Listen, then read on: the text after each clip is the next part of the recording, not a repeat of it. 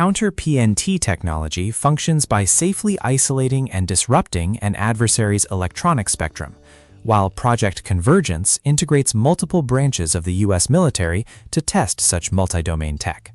How Counter-PNT technology works. Modern high-tech weapons like cruise missiles, uncrewed drones, and long-range artillery heavily rely on satellite networks for positioning, navigation, and timing, PNT. Systems like Hammer of the Gods disrupt these calculations using specialized methods. These methods are digital direction confusion. Instead of physically blowing up a missile, the electronic emitter floods the area with specialized radio frequencies. This causes the missile's guidance system to process incorrect location coordinates. The Flume channeling effect. As highlighted during Project Convergence Capstone 6 trials, the emitter can precisely shape and direct interference waveforms. This acts like a water flume, focusing the disruptive energy squarely on enemy tracking hardware while avoiding damage to friendly or civilian electronics. 3. Blinding precision.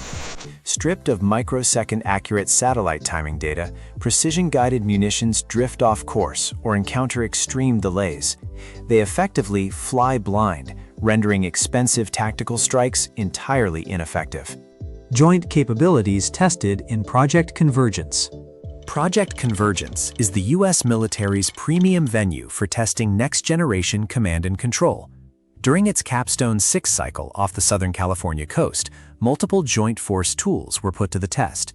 They are multi-domain mesh networking, which is led by U.S. Space Forces, tested the system's ability to maintain high-speed communication loops under intense simulated electronic attack scenarios. Another tool that was used is the True Data Fabric. The exercises experimented with artificial intelligence and software protocols designed to securely link sensory data across the Army, Navy, Air Force, and Space Force.